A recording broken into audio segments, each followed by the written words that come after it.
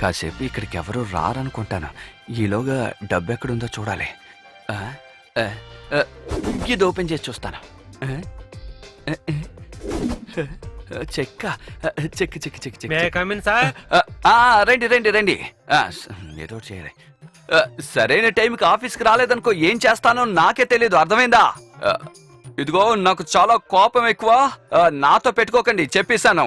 నాకు కోపం వస్తే ఏం చేస్తానో నాకే తెలీదు. రే నా గొంతు అసలు సింహ గర్జనలా ఉంటుందిరా. నా గర్జన్ని నువ్వు వినాలనుకుంటున్నావా? నీకిదే కూర. Petra phone. నాతోనే పెట్టుకుంటా సార్ ఈ ఫోన్ వర్క్ చేయదు, ఈ 2 ఫోన్లే వర్క్ చేస్తాయి. ఈ విషయం ముందే చెప్పొచ్చు కదా. నా పర్ఫార్మెన్స్ మొత్తం వేస్ట్ అయిపోయింది. సరే, ఇక్కడ డబ్బున్న అరమారు ఏది? నాకు ఒకసారి తెరిచి చూపించి చూద్దాం. దాన్ని నేను కాస్త లెక్కట్టాలి. డబ్బులేవి ఇప్పుడు ఉంచుకోకూడదు కదా సార్, అన్ని బ్యాంక్ లోనే కదా ఉండాలి. ఓరి భగవంతుడా, ఎక్కడికి వెళ్ళినా నా సార్ దరిద్రం అదిగో వదలడం చెక్ ఉంది సార్. చెక్ ఉంది. సార్ మీరు అందులో సంతకం పెట్టి ఎంతైనా తీసుకోవచ్చు. అదేంటో నువ్వే చేసేసాయి. సార్ మీరే సైన్ చేయాలి. అది నాకు తెలుసు, కానీ నా చెయ్యి సార్, కాస్త బిజీగా నేను ఉంది. సంతకం పెడితే మీకు డబ్బులు రావు సార్. అది నాకు తెలుసు. అప్పుడు నేనే సంతకం పెట్టి నేనే డబ్బులు తీసుకుంటాను. జీవ సంతకం ఎలా ఉంటుందో అర్థం కావడం లేదే. సార్ ఏంట్రా?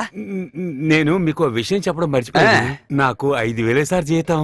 దాంతో నేను గడపలేకపోతున్నాను. మీరు కొంచెం జీతం పెంచితే. అంతే కదా, పెంచుతానులే. ఈ రోజు నుంచి నీకు 15,000 జీతం. చాలా థ్యాంక్స్ సార్, చాలా థ్యాంక్స్. నేను మీతో పాటే ఉంటాను సార్. 3 నెలలకు ఒకసారి వచ్చి ఖచ్చితంగా తీసుకోవాలి, మర్చిపోకూడదు. వెళ్ళరా. అసలు నేనే వీడి సంతకం ఎలా ఉంటుందిరా అని కన్ఫ్యూజ్ లో ఉంటే వీడికి జీతం పెంచివ్వాలట. జీతం